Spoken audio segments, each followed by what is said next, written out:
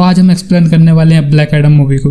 Movie के start में हमें खानदाक शहर दिखाया जाता है जो कि पहले आजाद हुआ करता था, पर फिर आया राजा एकडॉन। उसने पूरे शहर पर कब्जा कर लिया। उसका असली मकसद था सबैक का ताज बनवाना, जिससे कि वो बहुत सारी जादुई शक्तियां पा सके और पूरी दुनिया पर राज कर सके। पर उसे उस ताज को बनाने के लिए जरूरत एटेरिनियम धातु की। फिर उसने उस पूरे शहर पर कब्जा कर लिया और उस शहर के सारे लोगों को ऊपर अत्याचार करने लगा और उन्हें मजबूर किया कि वो उसके लिए एटेनियम धातु ढूंढे, और वो रोज उनके ऊपर अत्याचार करने लगा। पर इस बीच एक छोटा लड़का बगावत कर देता है। फिर वो राजा उसे मौत की सजा सुनाता है। जल्लाद उसे मारने ही वाला होता है, तभी वो वहां से गायब हो जाता है और 6 विजार्ड के पास पहुंच जाता है। और वो विजार्ड उससे कहते हैं, हम तुम्हारी बहादुरी देखकर बहुत खुश हुए, तुम्हें बस एक शब्द बोलना है शज़ाम, और तुम्हारे पास हमारी सारी शक्तियां आ जाएगी। और ऐसा ही होता है। वो लड़का शज़ाम बोलता है और उसके पास उन जादूगरों की सारी शक्तियां आ जाती हैं। और फिर वो शैतानी राजा के महल में जाता है, जहाँ पर उस राजा का ताज बनकर तैयार हो चुका था और वो उसे पहनने ही वाला होता है। पर अब वो छोटा लड़का जिसके पास शज़ाम वर्ड बोलने से शक्तियां आ गई थी, वो इतने गुस्से में होता है कि वो उस राजा के साथ साथ पूरे खानदाक शहर को भी तबाह कर देता है। फिर हमें वही शहर 5000 साल बाद दिखाया जाता है, मतलब कि प्रेजेंट के टाइम। और यहाँ पर एक गैंग ने कब्जा कर लिया है जो कि शहर के लोगों को चैन से जीने नहीं देती, ना बाहर निकलने देती, ना कुछ करने देती।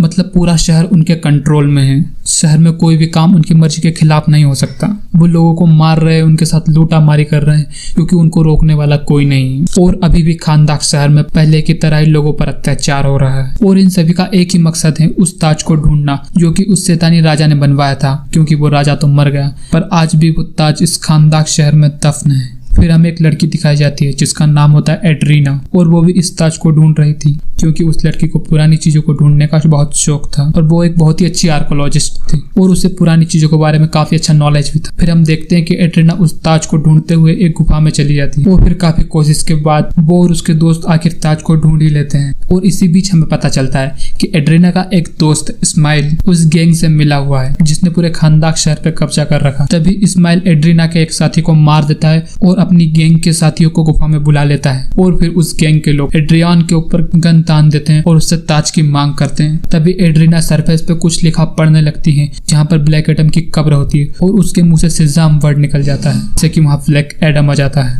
और वो वहाँ पर मौजूद सभी लोगों को कुछ ही पलों में मार देता है। पर इस्माइल मरने का नाटक करने के कारण वहाँ से बच निकलता है और ब्लैक एडम एड्रीना को नहीं मारता, क्योंकि एड्रीना ने ही ब्लैक एडम को जगाया था। और अभी ब्लैक एडम उस केव से बाहर आया ही था कि वहाँ पर उस गैंग के बहुत से लोग आ चुके थे और वो उस पर अटैक करने लगते हैं। और उन्हीं लोगों में से एक बंदा ब्लैक एडम पर एक स्पेशल वेपन से अटैक करता है। ब्लैक एडम को वो मिसाइल जैसे ही लगती है, पहले तो उस व्यक्ति को वो मार देता है, पर फिर वो बेहोश हो जाता है। फिर एड्रियन ब्लैक एडम को अपने घर ले जाती है और फिर ब्लैक एडम जब जागता है तो एड्रियन के बेटे से मिलता है। फिर वो बच्चा ब्लैक एडम से कहता है कि तुम 5000 साल से सो रहे थे और अब क्योंकि वो गैंग के लोग हमें चैन से जीने नहीं देते, तो आप हमारे लिए एक हीरो बनकर आए हो, एक मसीहा बनकर आए हो, और एक आप ही हो जो हमें उस गैंग से बचा सकते हो। पर इस बात का ब्लैक एडम पर कोई असर नहीं होता और फिर वो कहता है कि 5000 साल पहले मेरा शहर तबाह हो चुका है, अब यहाँ सब कुछ बदल चुका है, मेरे लोग तो 5000 साल पहले ही मर चुके थे, ये लोग मेरे नहीं है और अब ना यहाँ मेरे लोग हैं और ना मुझे इस शहर के लोगों से कोई मतलब है। और फिर ब्लैक एडम बाहर आके शहर को देखने लगता। फिर हमें एक लेडी देखने को मिलती है जिसका काम होता है सुपर विलेंस को रोकना, ताकि वो यहाँ के आम लोगों को नुकसान न पहुंचा सके। और वो हॉकमैन सुपर हीरो से बात कर रही थी। वो कहती है कि ब्लैक एडम वापस आ चुका है और उसने पहले ही बहुत तबाही मचाई थी और अब वो वापस तबाही मचा रहा है, हमें उसे जल्द ही रोकना होगा। अगर गुस्से में उसने अपना आपा खो दिया तो उसे रोकना नामुमकिन हो जाएगा। इस पर हॉकमैन राजी हो जाता है और अपनी टीम बनाने लगता है और उसकी टीम में होते हैं डॉक्टर फेथ, साइक्लोन और एटम स्मैशर, और वो सही ब्लैक एडम को रोकने के लिए निकल जाते हैं। और दूसरी तरफ हम देखते हैं कि उस गैंग के लोग एड्रियन से ताज छीनने के लिए उसके घर पहुंच जाते हैं, पर तभी वहाँ ब्लैक एडम आ जाता है और वो उन सभी लोगों को मार देता है और एड्रियाना को बचा लेता है। तभी वहाँ जस्टिस सोसाइटी की टीम आ जाती है और ब्लैक एडम और उस टीम के बीच में हमें बहुत ही बढ़िया फाइट देखने को मिलती है, पर वो सभी मिलकर ब्लैक एडम को नहीं हरा पाते हैं। पर तभी ब्लैक एडम वहाँ से चला जाता है। फिर हॉकमैन की टीम एड्रियाना के पास जाती है और उससे मदद मांगती है कि ब्लैक एडम को रोकने के लिए हमारी मदद करो। इस पर एड्रियाना कहती है कि गैंग के लोग जब हमारे ऊपर अत्याचार कर रहे थे, जब तुम कहाँ थे, जब तो मैंने तुम्हें नहीं देखा। एक ब्लैक एडम ही था जिसने हमारी जान बचाई, जिसने हमारी रक्षा की, और वो उन्हें साफ मना कर देती है। फिर हॉकमैन उसे बताता है कि ब्लैक एडम कोई अच्छा बंदा नहीं है, उसने पहले भी पूरे खानदाक शहर को तबाह किया था और वो शायद आज भी कर सकता है। फिर एड्रियाना उनकी बात मान लेती है और फिर वो हॉकमैन की टीम को ब्लैक एडम के पास ले जाती है बात करने के लिए, ताकि वो बात करके अपने बीच की लड़ाई को खत्म कर सके।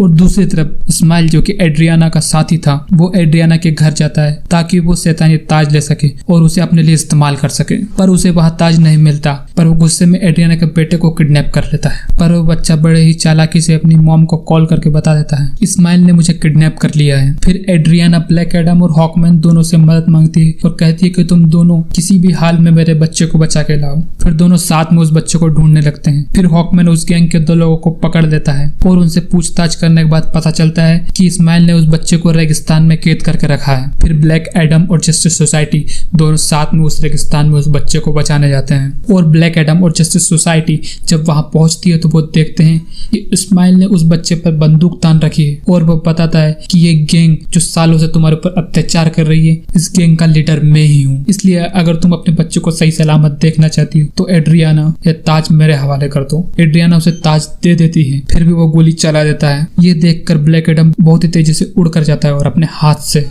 उस बुलेट को रोक लेता है और गुस्से में अपनी लाइटनिंग से इस्माइल के साथ साथ उन सभी गुंडों को मौत के घाट उतार देता है। और इन सब के बाद में ब्लैक एडम भी हॉकमैन को कहता है कि मैं तुम्हें कुछ बताना चाहता हूँ कि 5000 साल पहले वो लड़का जिसने उस जालिम राजा के खिलाफ आवाज उठाई थी, मैं वो नहीं हूँ, बल्कि वो मेरा बेटा था। और जब वो मेरे बेटे को मारने ही वाले थे तभी वो वहां से गायब हो और उस राजा ने गुस्से में आकर मेरी पूरी फैमिली को कैद कर लिया और हम पे अत्याचार करने लगा। और इस बीच मेरी वाइफ भी मारी गई और वो मुझे मारने ही वाले थे, तभी मेरा बेटा आके मुझे बचा लेता है और वो सारी शक्तियां मुझे दे देता है। फिर तभी अचानक उन्हीं लोगों के कारण मेरा बेटा भी मारा जाता है, पर मैं बच जाता हूँ क्योंकि मेरे पास उसकी जादुई शक्तियां थी। फिर मैं अपने आप पे अपना काबू खो देता हूँ और फिर मैं उस राजा के पास जाता हूँ और उसके साथ साथ पूरे शहर को तबाह कर देता हूँ। मैं ऐसा करना तो नहीं चाहता था, पर मेरी शक्तियों पे मेरा कोई कंट्रोल नहीं था। इस कारण उन 6 जादूगरों ने जिन्होंने मेरे बेटे को ये शक्तियां दी थी, उन्होंने मुझे कैद कर दिया था क्योंकि वो मेरे इस काम से खुश नहीं थे। और फिर जब एड्रियाना ने 5 साल बाद शज़ाम वर्ड बोला,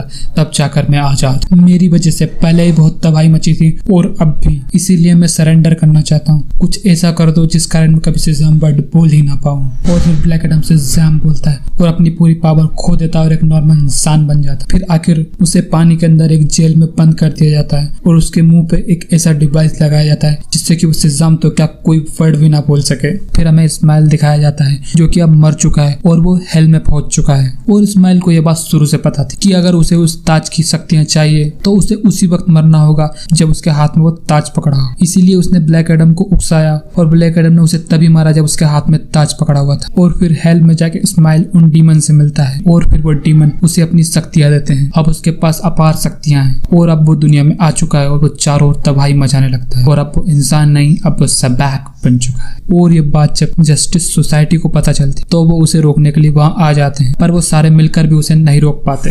और फिर डॉक्टर फेथ अपने मल्टीवर्स फॉर्म में आके उसे रोकने की कोशिश करते हैं, पर फिर भी वो फेल हो जाते हैं। और वो सारे समझ जाते हैं कि सबैक को हम नहीं रोक सकते, सबैक को सिर्फ एक ही व्यक्ति रोक सकता है, ब्लैक एडम। फिर डॉक्टर फेथ टेलीपैथी के जरिए ब्लैक एडम से कम्युनिकेट करते हैं और उससे कहते हैं कि ब्लैक एडम हमें तुम्हारी जरूरत है। और उस सेल से निकलने में भी डॉक्टर फेथ उसकी काफी मदद करते हैं। और ब्लैक एडम जैसे उस सेल से बाहर निकलता है तो सबसे पहले तो वहां के कुछ गुंडों को मारता है और उस पानी से बाहर निकलने के बाद बिना समय गवाए शज़ाम बोलता है और सबैक की ओर निकल जाता है। और अभी भी जस्टिस सोसाइटी सबैक से लड़ाई कर रही है और इस लड़ाई के बीच डॉक्टर फेथ सबैक के हाथों मारा जाता है और अब बस हॉकमैन अकेला बचा है। हॉकमैन की भी हालत बहुत बिगड़ चुकी है, वो सबैक से लड़ने में बहुत ज्यादा स्ट्रगल कर रहा है। तभी वहां पर ब्लैक एडम आ जाता है और फिर ब्लैक एडम और सबैक आपस में लड़ने लगते हैं और उनकी लड़ाई देखकर लगता है कि अब इन दोनों में से कोई एक ही जिंदा बचेगा। पर समय के साथ हम देखते हैं कि ब्लैक एडम सबैक पे भारी पड़ने लगा और फिर आखिर में ब्लैक एडम सबैक का सिर पकड़कर उसे बीच से चीर कर 2 टुकड़ों में बांट देता है और इस तरह सबैक खत्म हो जाता है। और अब खानदान के लोग बहुत ज्यादा खुश हैं और ब्लैक एडम को अपना सुपर हीरो मान चुके हैं, एक मसीहा मान चुके हैं और उसे बहुत ज्यादा चेयर अप कर रहे हैं। और फिर हमें पोस्ट क्रेडिट सीन में वही लेडी दिखाई जाती है जो कि सुपर विलेंस को रोकती है। वो ब्लैक एडम से कह रही होती है, तुम अपने खानदान शहर में रहो, वहाँ का मसीहा बनो, वहाँ का राजा बनो, वहाँ का हीरो बनो, मुझे उससे कोई मतलब नहीं। पर अगर तुम इस शहर से बाहर निकले तो तुम्हारे लिए अच्छा नहीं होगा। इस पर ब्लैक एडम कहता है, मैं वो ही करूंगा जो मेरी मर्जी होगी। और वो उस स्क्रीन को तोड़ देता है और वहाँ धुआं फैल जाता है और धुएं में से निकल के आता है सुपरमैन उर्फ हेनरी कैविल। और सुपरमैन ब्लैक एडम से कहता है कि हमें बैठकर बात करनी चाहिए और यहाँ पर ये मूवी खत्म हो जाती है।